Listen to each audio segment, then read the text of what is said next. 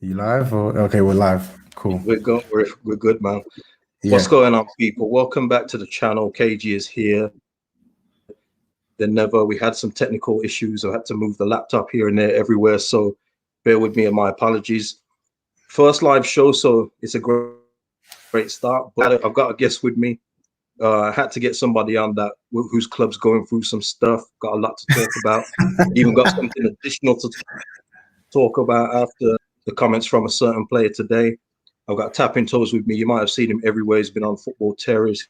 He's been on Turkey, AFTV, you name it. He's been. How you doing, Tobs? I'm good, man. I'm good, man. Thank you for having me on, man. It's good to finally do this, bro. Yeah, man. Yeah, it's been a long time coming, man. I've been wanting to go live for a while. It's kind of why I didn't do a match reaction for the Fulham game, and I'll just quickly talk about that very briefly. It was a game where, it's one of those where I knew that we'd win if we play to our full capacity. Fulham are fighting, so there was always that danger that Fulham could have got something out of the game. But again, it's us being better than a lot of the bottom half of the team tables, bottom half teams. So for me, I wasn't in doubt, especially when we went ahead. We had a couple of close calls, a couple of disallowed goals. Hopefully next season they get rid of this marginal offside thing. It's just taking it out. You got Luke Ayling flapping his hair around and celebrating, and it's marked off because somebody else was offside. Hopefully they get rid of all that stuff next season because we're here for goals. You don't want to say, no one ever says, wow, look at that defensive line. It's always look at that goal. You know what I mean? It's just mad. It's mad when you see that. And it was another one, Bamford come through, and we're going to speak about Bamford as well, where he's come through with another goal, another assist, just piling on his really good season. And probably Bamford always plays with something to prove now, whether it's to himself, whether it's to Bielsa, it's to the fans. Now it's to Gareth Southgate, who's overlooked him again. Yeah. And he had that in mind when he's scoring those goals and providing the assists. So it was a win. I thought Fulham might have got something if they're fighting for it, because at this point, I've got to be honest, I want Fulham to stay up and Newcastle to take their place, because Newcastle playing some stinky ass football, man. So and Tobes, your team had a win on the weekend anyway. And have you got anything to say about that one against Villa? Yeah, I think I do actually. I'm happy we won. It was a good end to a disastrous week in football for us. Like I can't for the life of me explain to you how bad that Dinamo Zagreb result was. It was honestly from the pits of hell, like literally Hades. Imagine Hades had a kid. That's what that result. That's what that result is like, literally from the pits of hell. So it was good to sign off of this period before heading into the international break with a win and a clean sheet as well, which is quite rare for us. And weirdly enough, it puts us in a position where we're primed to fight for the top four, even though I don't think we're going to get top four. I don't see this team getting top four. But when you look at the table, we're 3 points behind Chelsea, 1 point behind West Ham. And it just maybe makes you think, okay, you know what? It's been horrendous, but has it really been that horrendous? It has. Trust me, it has. But the table doesn't show it. Yeah, I mean, for me, I mentioned to you before, but on previous streams on other channels, when you were going through that amazing run that you was going on, I thought Mourinho had got his mentality into a majority of your players. Obviously, we've seen that it's not the case, and some of them are just the sum of their parts, and they're not going to be good enough for you going forward if you're going to be challenging up that high. But top four is not out of the question. But we're going to go on to Bale today, but it's about everybody working on the same page, and you already get the feeling after Lloris's comments and a few other things leaking from your camp that all is not well in the Tottenham dressing room. Yeah, definitely, man. Definitely. I think it shows that there's definitely a divide, and it's weird because we heard some of these rumors when Pochettino was the manager as well, how there was unrest in the changing rooms, and a lot of our fans don't want to admit it and don't want to see that, like, our squad is an issue as well. You know me with Jose Mourinho. You know I don't want this guy. Like I would sack him tomorrow, and I want him, and I want us to get rid of him, whether it's now or whether it's at the end of the season. But that should not distract fans away from the fact that some of these players need to be moved on, because they're hiding behind this manager, and they've been doing it for the majority of the season. And enough is enough now. It really is. Yeah, I mean, it's one of those things where you look at it, and even though Lamela got that really good goal against Arsenal, you've bought Bale. Yeah, you bought Bale back. Like, what is it, 7 years later, and he's still here. And it's not like he's set the world on fire. It's not like he's been great. That's the problem with Spurs. You've got a lot of players that have been there just way too long. Yeah. Yep, 100%, man. They've overstayed their welcome, man. Like, it's just a rubbed out, used piece of furniture that is literally added no value to the house. And the longer it stays there, the longer it makes the house look like a pile of shit. And that's the situation we get into now. Like, people want to say, oh yeah, like, but they're just squad players and whatnot, but like these are players that we have to rely upon. Like, we have to rely upon a lot of these players, and whenever we have to rely upon them, they let us down. They let us down, and I don't understand this notion that squad players aren't that much of a hindrance on your team. I'm sorry, but we've been playing football before. We've been playing football this season before everyone else has. Like, we've played more fixtures this season. Maybe that will change because we're not in the latter stages of the Europa League. But as of now, we've played more fixtures than anyone in the Premier League, and it takes a toll. It takes a toll on your squad. And when you're playing that many fixtures in a season, you need the whole squad, not the same 11 players. And for some reason or another, we seem to think that we can play the same 11 week in, week out, and still have to rely on them in Europa League, and they're not going to tire out. It just doesn't make sense to me. Yeah. On that note, I was just going to mention about tired players, and it doesn't help that Højbjerg's had a really good season, but he has dropped off a bit lately. 100. It would have helped him if somebody else had played in his position. But I don't think you've got another Højbjerg in there. Can you replace him with Winks? I don't think so. No. Is Sissoko going to stick there? No, Sissoko likes to roam about a bit. So it's a weird one, isn't it?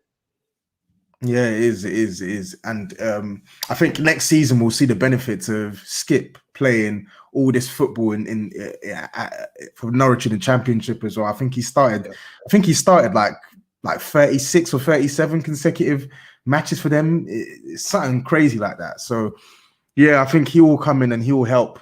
But yeah, I feel like some of our better players are not looking as good in recent weeks. Some of them, it's actually just been down to they've just played shit. And like, yes, it's unacceptable. But when you look deep into it, they're playing week in, week out. They're having to play in the Europa League. They've had to play in the FA Cup. So they're going to tire out. And when we need the other players to step in, you put them in, and they're not good enough. But for me, as I said, it's all an issue. The manager needs to go. Some of these players need to go, and we need to get some fresh blood into this team. Well, fresh blood is a good segue, because I see you've been linked with the Man Mountain, Yannick Vestergaard. Now, can you imagine Eric Dyer and Vestergaard centre-back partnership with zero pace between them?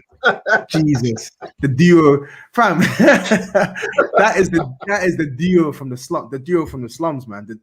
That partnership is from the slums, from the pits. So I don't want that.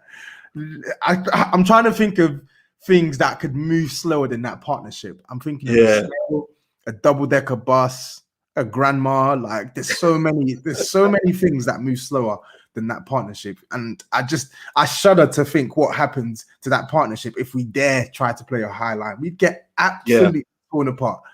The thing is, you can have one of the two. I'm a big guy. I'm a guy that says pace isn't everything, but you cannot have two. You cannot have two. It would be absolutely nuts to see them getting rounded every single week. But you can see, though, if you were to build a defender, that's Jose Mourinho. Jose Mourinho would love a Yannick Vestergaard at the club. But you know it is with Vestergaard, though. He's what, 28 years old? He's going to be 29. So these are his prime years. But I'm not convinced. Like, I get your point that maybe he comes to Spurs and makes the step up and he turns into a warrior.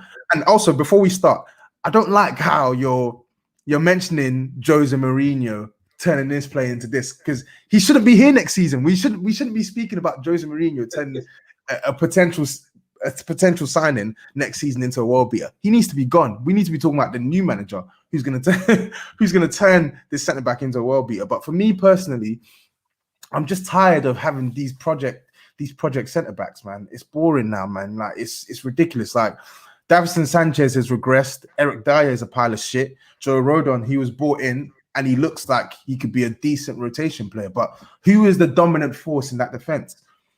I don't want to buy Vestergaard on the hope that he could be a dominant force. I would much rather go out and sign a dominant centre back. And I don't see Vestergaard as a dominant centre back. I don't even see him as a good centre back. I think he's an average centre back at best with some decent attributes. I honestly believe that. Think about it, yeah. Think about it. No, deeper. Passing and his meathead aside, yeah. Is he actually a good defender? Does he read danger well? Does he anticipate danger well? Is he good in 1v1 situations? Can he defend in isolation? I don't think he's good at these things. Before his injury, before that injury took him out, and he has been slow to get back up. I even mentioned it when we played them. It was way too easy to get around him. But that was what he makes up for his lack of pace, is his reading of the game. Now maybe he just needs a couple more weeks to get back into it. But him and Bednarek had a really good partnership at Southampton until he got hurt, and it worked well. Bednarek's a bit quicker.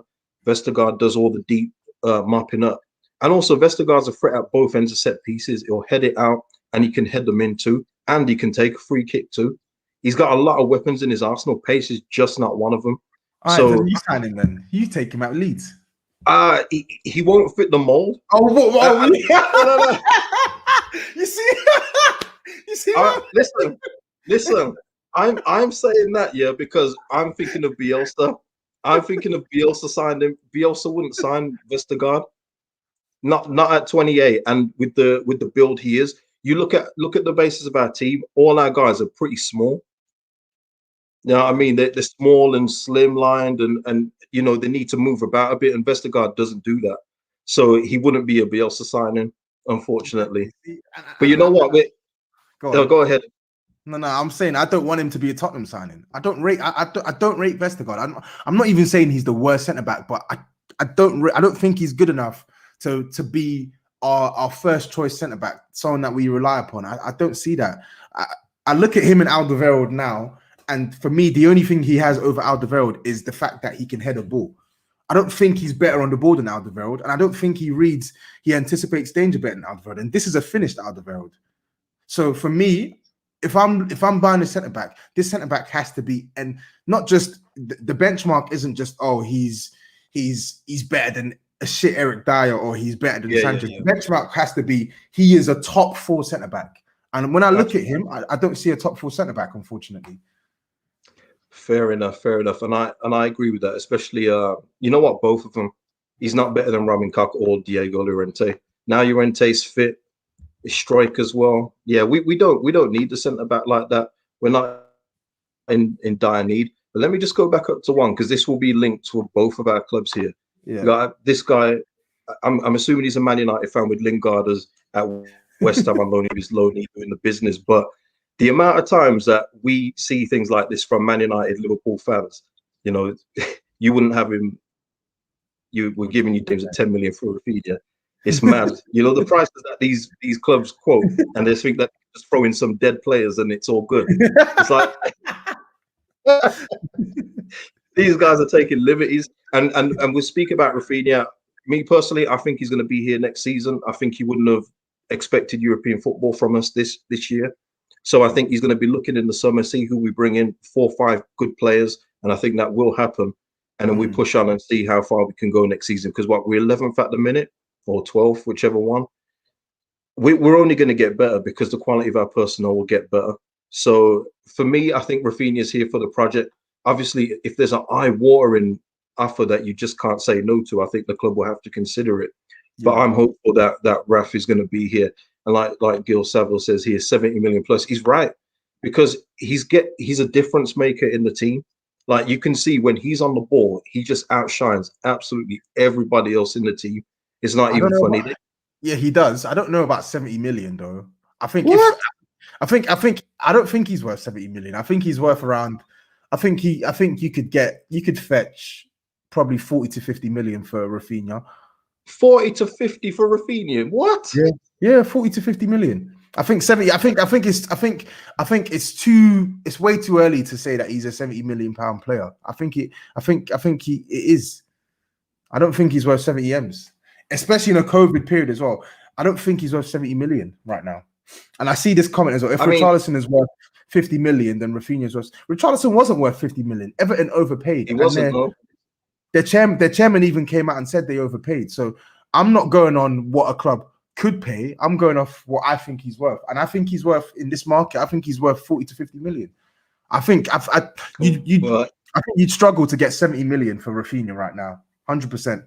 In that case, then he won't be for sale because we're not going to be selling him. Our chairman and our director of football is very smart people, and they will see that Pepe was 72 million just 2 years ago, and they can see that Raphinha is 3-4 times the player that Pepe guy. So they're not going to be looking at it and saying, well, we'll accept 40, 50 million. They'll see Diego Jota's gone to Liverpool for 40 something. That's another reason why I just don't think he's going to go anywhere. But speaking of players that could go anywhere, let's talk about Harry Kane. Because his name is all over the place now. Again, I saw a tweet earlier from a Man United fan saying that they'll get him for like 60 million, which is again nuts. But for me, I've got this with Harry Kane, man, because it's a bit like when Aubameyang re-signed for Arsenal last year. It kind of shows that he's more comfortable at the club. He's not really looking for trophies and stuff. And I'm at that point now with Harry Kane where I think Harry Kane is one of the best strikers in the world easily as well. It's like it's not even close. His overall game is nuts. Yeah. But if he's at Tottenham next season and your team hasn't changed all that much, I've got to question his mentality for trophies if he really wants them. What say you? Yeah, I hear that as well, and I would question it too. But my only caveat to that is Harry Kane, I expect he will tell the club that he wants to leave this summer. I think most of our fan base expect that, but the issue is, unfortunately, it's not in his control.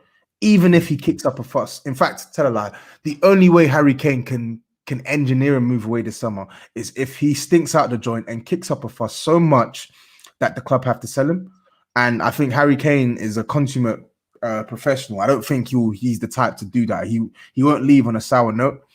And right now, come this summer, he'll have 3 years left in his contract. So for me, I'm looking at that thinking the club hold all the power here. Even if he wants to leave, which we expect him to want to leave, they're not going to. Daniel Levy's not going to sell him unless a club comes in with an offer that befits Kane's status in football and his valuation. So it's pretty simple. If a club comes in with the offer that is suitable, he'll go 100%. He'll go. But if they don't, unfortunately for him, even if he wants to leave, I don't think he's going to be able to make that decision on his own accord. If he was in Son's position, Son has come this summer, Son will have 2 years left in his deal. Then it's a completely different discussion because he's he's 27 going 28 this year. If he had 2 years left in his deal, then he has more of a say in the negotiation. But with 3 years left, I mean, the club have him by the balls, really and truly. So unless he literally kicks up a fuss, it's going to have to take one of these big teams to come in and stump the enormous amount of money in a pandemic to get Harry Kane. Yeah. And my destination for him, as you know, we've spoken in private before, has always been Manchester City, simply on the basis that he can knock off so many things there. He can continue getting that Premier League record, which I think he really wants. I think he wants to surpass Alan Shearer's goal record. He can also get trophies there.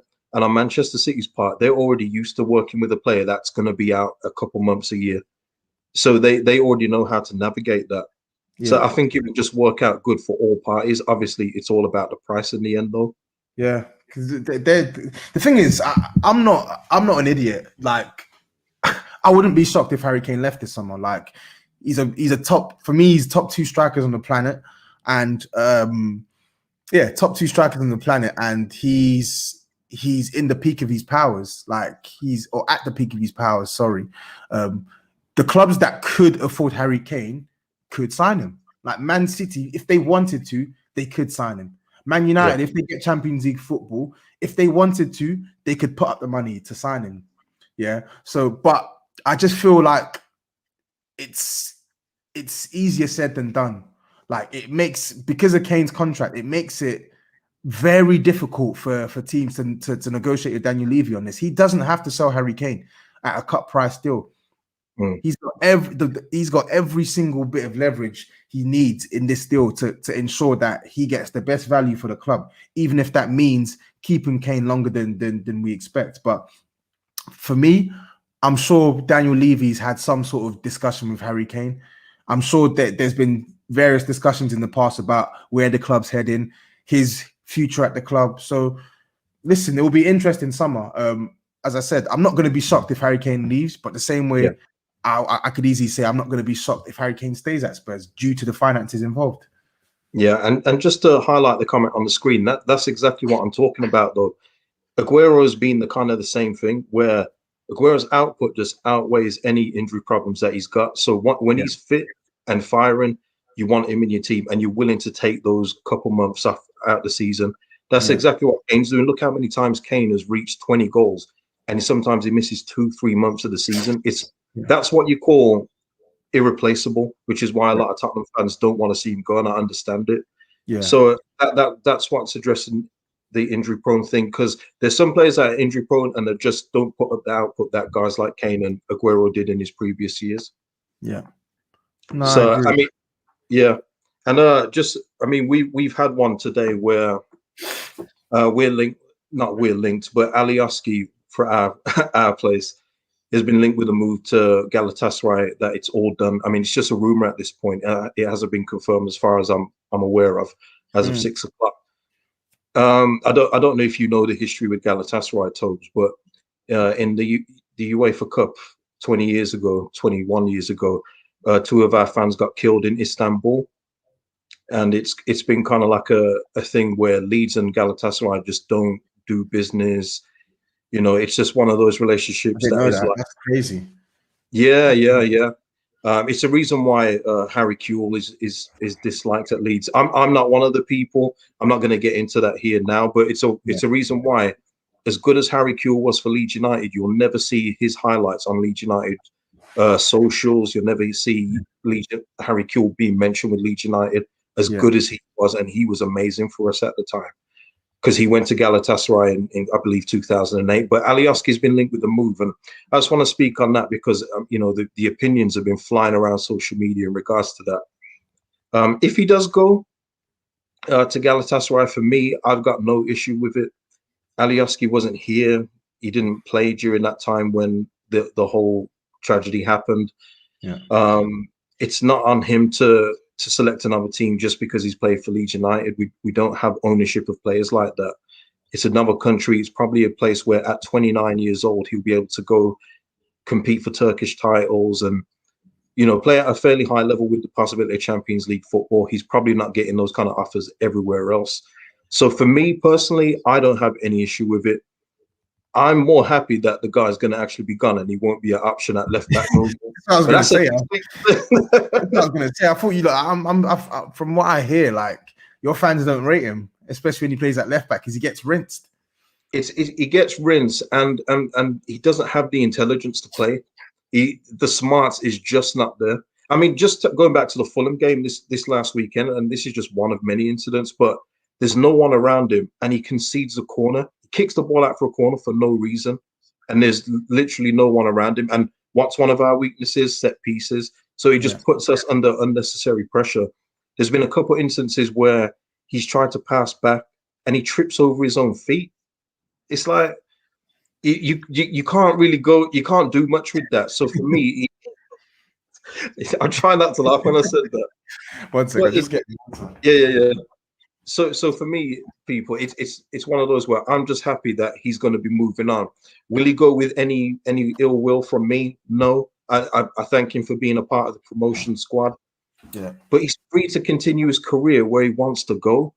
my thing with the Galatasaray thing, and it was terrible. I remember watching that and seeing the atmosphere and everything else like that. But it's a club issue. Yeah, You know, it's between the two clubs. It's not about personnel. I would say the same if say two Ipswich fans hurt Leeds United fans.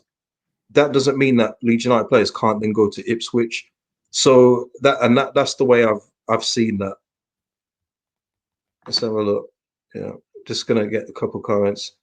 Yeah, I mean that's it for me too, Bandy. And I'm wary of these names. You know, no one's gonna ever catch me out on these names. Skullfuggery, all these people, just stay away from me because you won't catch me out. All right, but that's it with me as well, and that's why I don't see Harry Kewell as the evil enemy that a lot of people do. But unfortunately, I'm in that kind of minority voice, but the majority voices are quite loud and brash, and oh, Leeds is this, and that. But top for Leeds, me, man. The top Leeds. Yeah, Is that what they're called? yeah, top Leeds. But I'm always going to just keep it real with people, and that's why I've got my own channel, because not a lot of people talk for people like me. When you say that you like Kewell, I always turn the comments off when I post something about Kewell on Twitter, because I always get the same things. Oh, he's this and that and things like that. And it's just like, just remember that he was one of the major reasons why we even had Champions League football in the first place. Yeah, it's quality. So, you know, and that's it. That's it for me with Alioski. I'm, you know, it's one of those, man. Let him move on. He helped us real good when we played you. Oh, I'm hoping he starts when we come to Ellen Road. It's in May. Yeah, I remember that. Not yet. No sentiment. Let me just get this one up. That's when he's done shot. I'll stop someone away from going to Istanbul.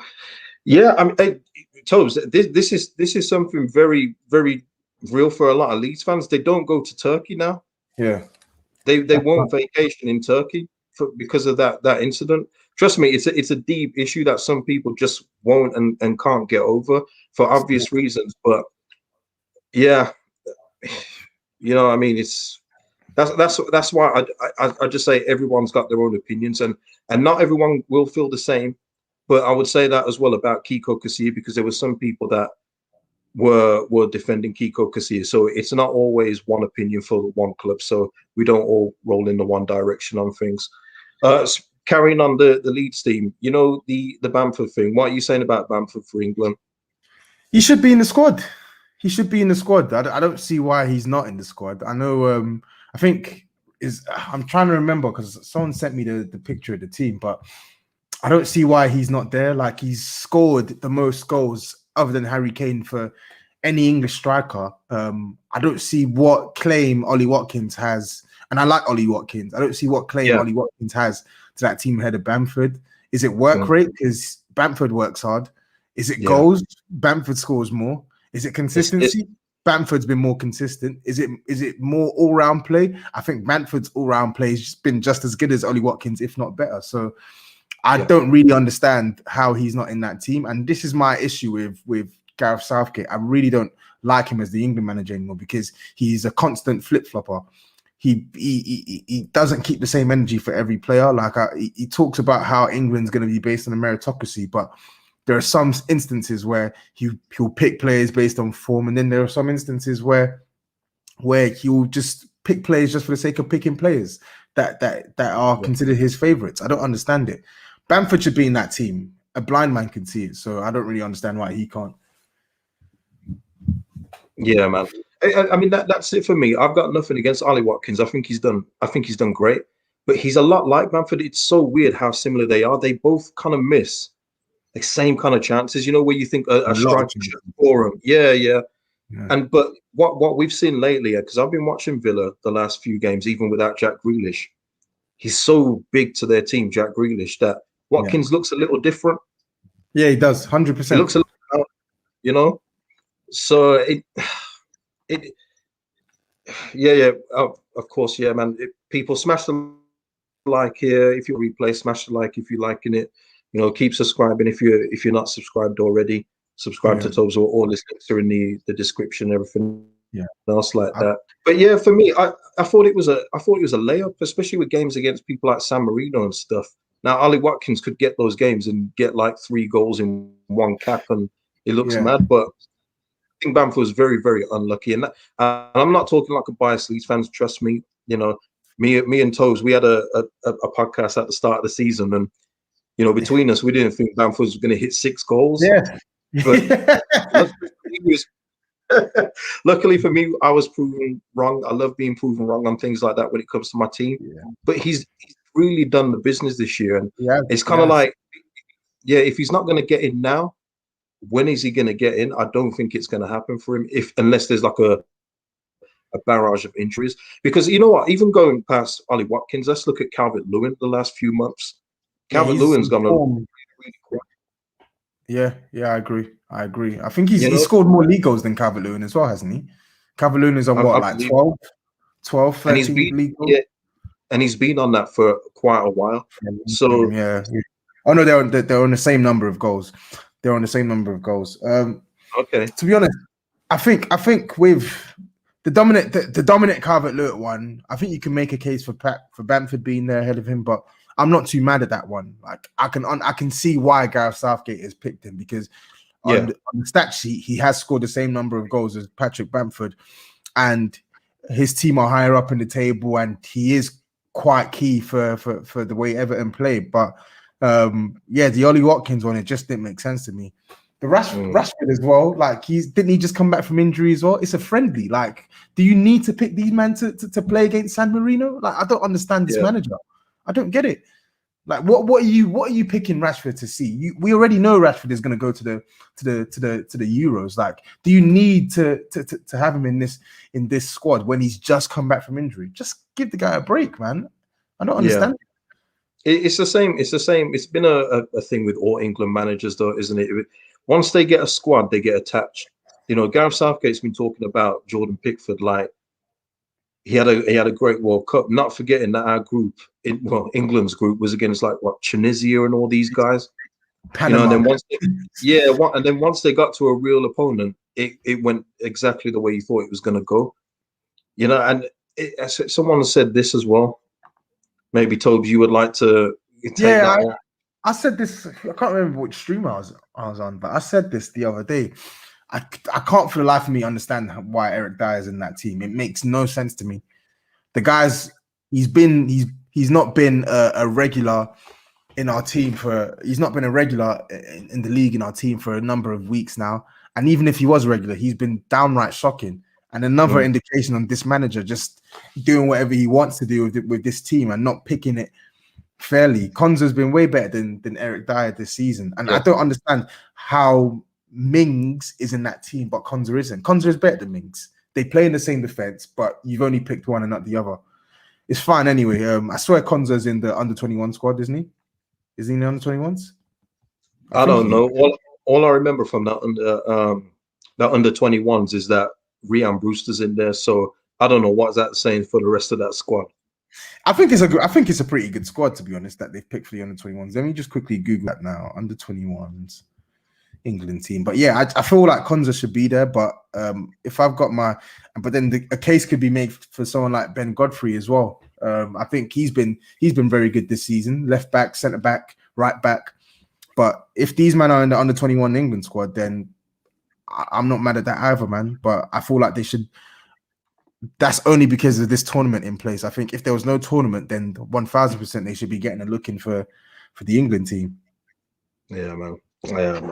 I think you've got a view from Big Six here, Tobes. Hold on, here it is. Okay. this Ollie thing is ridiculous. Steve just started. It's quality. It's absolutely quality. Okay, let's see this thing. So, oh wow. Konza's not. How old is Konza? I think he might be too old for this, for the under-21s. Yeah, he's not in the squad. I thought Konza was like 23, but maybe he's 24. So he should be in the England team. He should be in the England team. Oh. And it's all and just lastly on the England thing, but it's always funny how it's always a partner for Harry Maguire, but Harry Maguire's not even the best English centre back. And that's the problem where England always go. Once they get stuck to somebody being a staple in the squad, they don't move from it until they're too old. Yeah. And that's why they won't have success. They just won't. Yeah, Maguire is poor, but I think generally the standard of English centre backs is in the toilet, man. It's not good.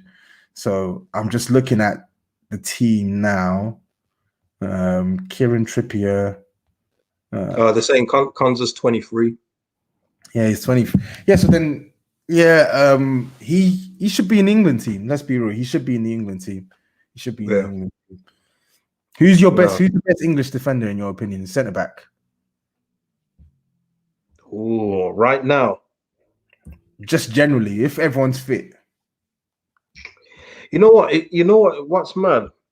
Because you're saying if in general, if everyone's fit and form, but it all comes into it because you know who I like a lot, Lascelles. But Lascelles is in a bad Newcastle team and he can't stay fit. But Jamal Lascelles is a really good centre back. I don't know if he's the best one, but if you're saying now, I'd probably say John Stones. Yeah, on form, John Stones has been the best centre back this season. But I think when everyone is fit and firing, for me, I think Joe Gomez. I think he's a good centre back, man. I really do. I know he had some nightmare games this season, but I think he's a good centre back, man. The problem. Go on. Yeah, go ahead. Go ahead. It's just the problem is, and for me, I've people will know it when I say it, but availability is a big thing for me, and he's just injured way too often. You can't rely on the guy to stay fit. Not his fault, obviously, but that's a big thing for me. It was just like when we had Kemar Roof at Leeds and we was going for promotion. He'd score a goal and he'd look fine coming off the pitch, and then you get an update saying he's out for 6 weeks with a calf strain. And it would happen like every few months. It's like, oh my days. For me, I don't like people that are. It's not that I don't like him, but for me, I just wouldn't be able to trust him if I selected him. Yeah, no, I get you. All right. So we're talking rest of the season now for both our teams. As a Spurs fan, you are where you are on the table now, as you said, very close to top 4. What are you hoping for now? And remember, you're in the Carabao Cup final, so you still got that to look forward to. Okay. So where do you, the rest of the season, when this international break finishes, where do you see yourselves, or where would you like to see yourselves in the table and with a cup? I mean, it's obvious what I'd like. I'd like to see us with a cup and a spot in the top 4, but that's not going to happen. I don't think this team has given us enough reason to suggest that is a genuine possibility for us, even though on paper it is. We could win a cup, but in all honesty, do you expect Jose Mourinho-led Spurs to beat Man City in that final? Do you expect him to do a number on Pep right now? I don't know. I don't think so. I can't. You know what? I can't see, because I tell you, we've got Man City soon. I'm really not looking forward to that. But it's a one-off game, and if Jose like really parks it to the nth degree, who knows? But it's still so unlikely. Man City are they're like a machine right now. Exactly. It doesn't matter who's playing them; they're just ripping through. It's gonna be tough for you, man. Anyone else other than them in the final, I'd have said maybe, but it's tough. Exactly. So I don't see us winning that, and I think we'll be lucky not to get a hiding in that, a complete pasting in that final. And I think in the league as well, 1 point off West Ham, 3 points off Chelsea, but do you see this team to maintain consistency from now through to the end of the season? I don't see it. No. I don't see it. Not with this manager and not with some of those players in the team. No, it's not going to happen. It's not going to happen. So, for me, honestly, what am I really looking forward to? Like, that's realistic, is seeing some of the players that we need to build upon get more minutes from now until the end of the season. I'm talking about Japhet Tanganga. I'm talking about even Joe Rodon, giving him a couple minutes as well. And I'm talking about even Lascelles. He's been injured all season and he's been poor. Let's be real. He's been poor. So we want to see him get into this team and build up an understanding with the likes of Ndombele and Højbjerg. So at least that gets our better players playing regularly and building some sort of team dynamic ahead of next season. So when our new manager comes in, and notice I keep saying when that new manager comes in, he's got something better to work with than what we have right now. you're very confident considering Jose's contract, man. You're very confident. I'll give you that. Go. He's gone. He has to go. You've seen the reports. If he don't get top 4, he's gone. So good riddance. Yeah, I mean, yeah, that's reports though. Unless I see it, I can't believe it. You know what I mean? And I just don't know, because Levy's very, very. I don't know. Is he going to have another manager with that kind of payout on gardening leave? To be honest, you have a good point. You do have a good point. Like Daniel Levy, like he loves off this guy. Like he loves him off completely. So, in all honesty, I'd be lying to myself if I said that there's no chance he's going to be here next season. If anything, I'd be lying to myself if I said there isn't a strong chance he'd be here next season, because I think there is.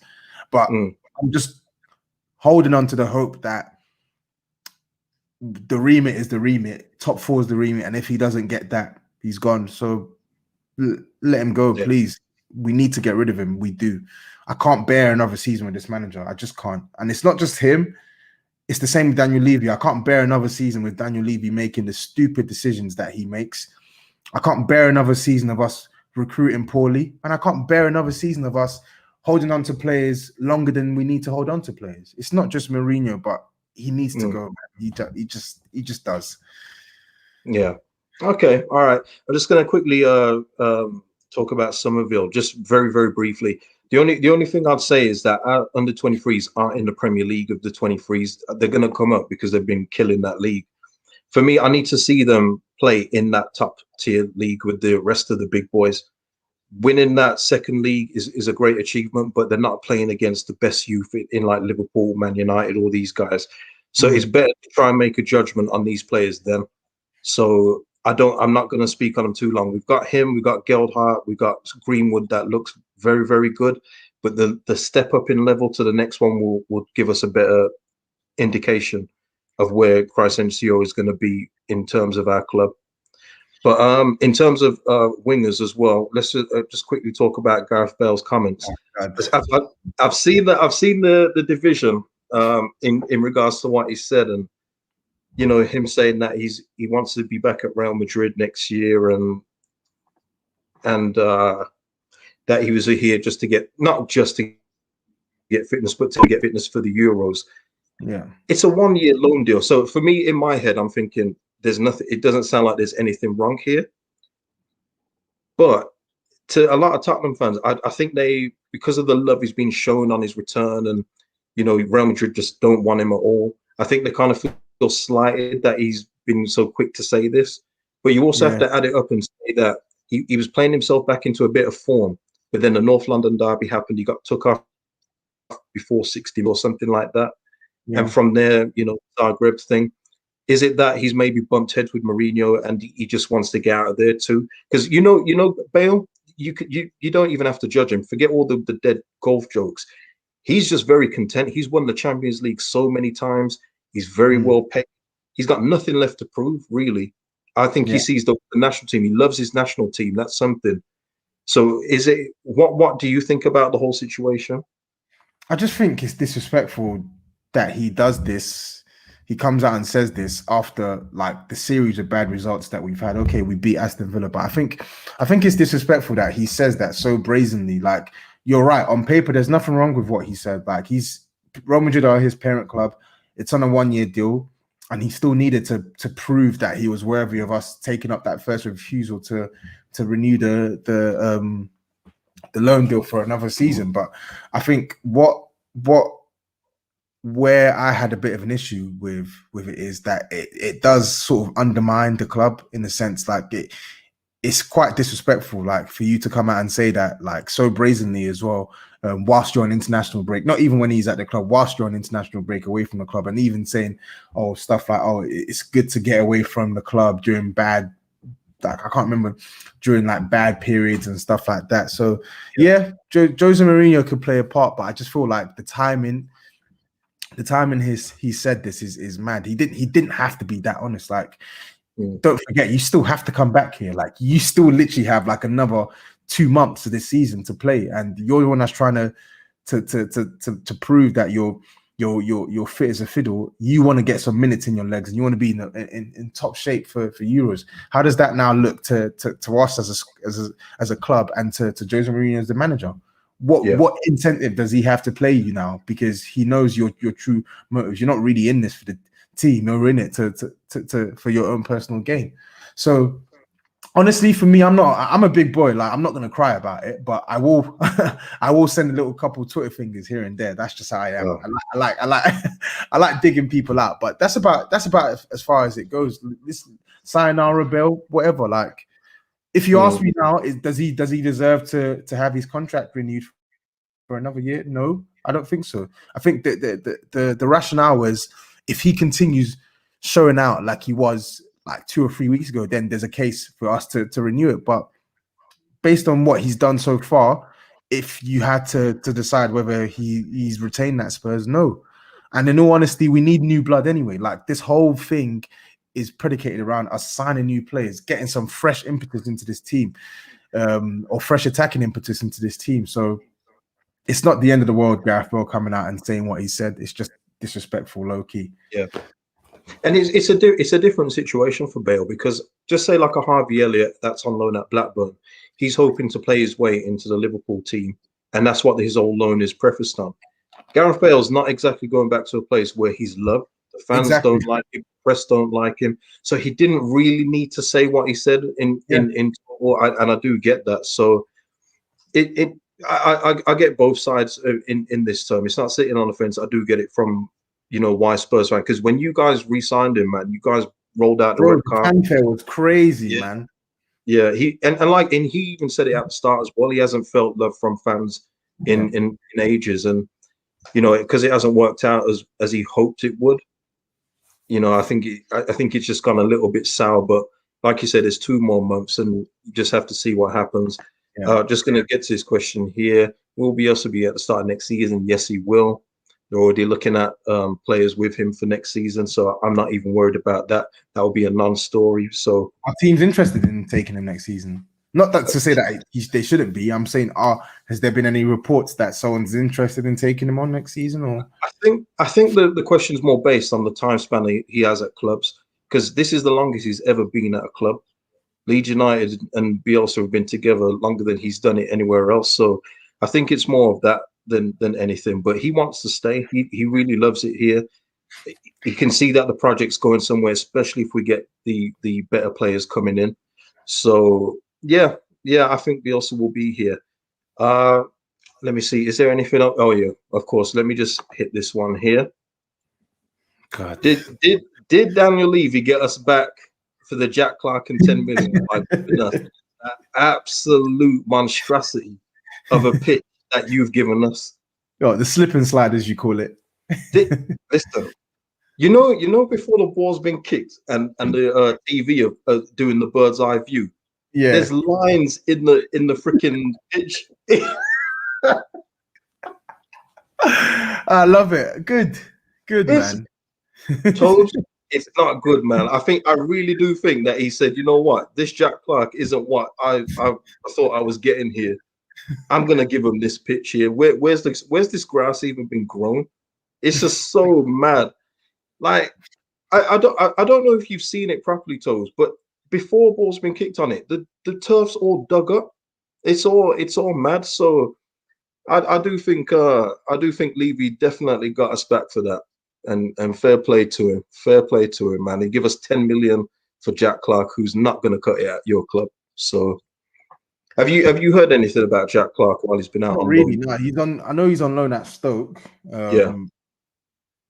But yeah, like, I don't. Nah, like, I'm not really tracking Jack Clark. To be honest, when I've watched him play, he doesn't look like a Premier League player. He does, no. And not only does he not look like a Premier League player, he doesn't look like one of those players who could be a Premier League player in the next year or so. I think he needs major development and major game time. I don't think he's had like a successful run of games in the last 2-year period. So I think another loan spell will do him good. So yeah, we'll see how that develops, to be honest. Yeah, I mean, and just quickly on that, it's the Leeds tax. There's English tax and there's Leeds tax when we was in the Championship. If you did well for Leeds United, you was always going to get a move to a better club. So it kind of benefited us being on TV nearly every week. Because if he had done the same things what he did for Reading, he wouldn't have got a move to Spurs. Not a chance. But because it's at Leeds, you know, he got the move. Anyway, man. Yeah, I'll definitely check what he's doing at Stoke though. But yeah, I'll see. I'll see. Absolutely, yeah. And free Donny, Pascal Struijk turned into a starter. He's been starting. He's going to be a regular starter from next year. He's got to. The kid is getting better with every game, and he's a threat for us in a way that we don't have one at set pieces, attacking corners, and free kicks. So for sure, Pascal Struijk, Diego Rente, Robin Koch, between those. I swear he plays. Don't he play like? Don't sometimes Bielsa? I swear he chucks in defensive mid. Struijk. Yeah, it don't work. When Calvin Phillips is injured. Yeah. Well, this is it for me. You know, we're talking about just quickly on the rest of the season for Leeds. For me, we'll be where we are now. And I said to you, didn't I, back when you was doing Tapping Football, rest in peace, that it would be 10th place. And I'm kind of still sticking to that. I still think that we're going to keep doing what we're doing, like we did against teams like Fulham. We got Sheffield United next. I think we're going to absolutely slap Sheffield United into oblivion. Definitely. Yeah, for me, it's going exactly the way I said. The only result that I would say has been out of complete left field is Palace beating one. And just like Tottenham, we have the Leedsy thing of, if you haven't won a game, if you don't really score more than 2 goals a game, you go Palace, there's 4. You know, Almiron, you haven't scored in a while. Here's a goal for you. We've got that at the minute. And just for me, for the rest of the season, with the way with our squad right now, 10th would be great. I think it probably will be 11th, but 10th would be marvelous. What I want for next season, though, is some centre midfielders, because for me, I'm a bit tired of going into games where it looks like we're going to concede in the first 2-3 minutes of the game because we've got no midfield. Apart from Calvin Phillips, we haven't got a bundle of midfield players that are good enough at this level. So it's all in the recruitment again. Yeah, it's all in the recruitment again in the summer. Meslier has been superb for us. He's breaking records. You know, I think he's been good. He has. Listen, he's been tremendous for us. And you've got to remember as well, sometimes we are so easy to get through that he's the last line of defense. And he's bailed us out so many times. The score could have been worse without Meslier in goal. And yeah, he's only going to get better, especially with the defenders that we've got building centre-back partnerships like Robin Koch coming back now, Llorente and Struijk. You know, Liam Cooper as well there too, who can be the 4th one, in my opinion. So, yeah, man, I'm hopeful, man. I'm really hopeful. It's been a really good ride. And what I'm trying to do, though, Tobs, is I'm trying to still enjoy this season as it is now and not think about next season and all the new additions. I'm going to keep on focusing on this season and enjoy our first year back. Yeah, no, it's been. I feel like you lot obviously get this. You lot get the stick. That's that age-old piece of stick where it's like, oh yeah, like Leeds get hammered 4-0, and the first thing the commentators can say is, "Oh, but they play exciting football. It's great to watch and stuff." And I do think that the Leeds loving does go into overdrive at times, but you are like a good addition to the league, and I think you've been one of the better additions that we've had in the league in a long time. And as you can see now, there are a lot of sides in this league that are just not good enough. So, so when you put it into perspective, you want Leeds in this league. You want a team who can actually take the game to the opposition, have ballers in their team, and play with no fear. Because right now, you still have a chance of finishing in the top 10, like you said. And like you said, you've got some players in that team that some top clubs would actually be looking at, or would want to look at. So yeah. I mean, and that's it for me as well. In terms of that, our team, when you really add it up, our team, some of the players there, just it will be a natural progression for them for us to move on from them, and get better. We have to, because otherwise, that's how you turn into a Crystal Palace. That's how you turn into a Newcastle, where you're buying middle of the road players or signing middle of the road players like and thinking that like Jeff Hendrick is going to be the answer, Ryan Fraser is going to be the answer. We've already made better signings than that already, especially with a guy like Raphinha, Robin Koch. We've already done that, so it's about pushing on from there. And I know that the owners of this club want to get into Europe, so they know what's there. They know that sentiment cannot be a part of your decision-making process.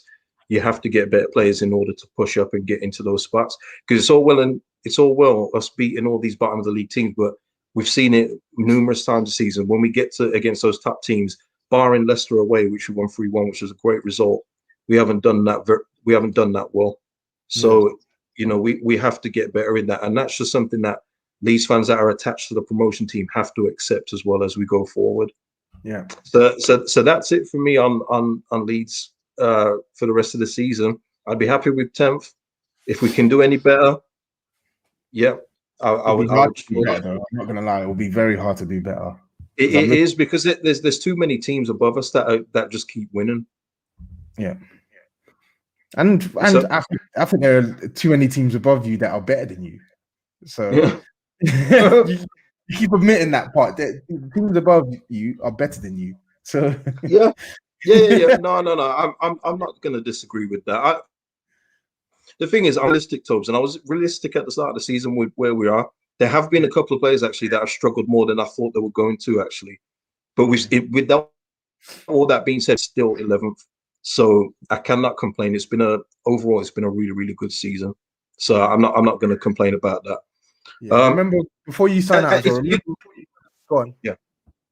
Remember what you said. It's just sorry, we keep doing that. Go on. You go.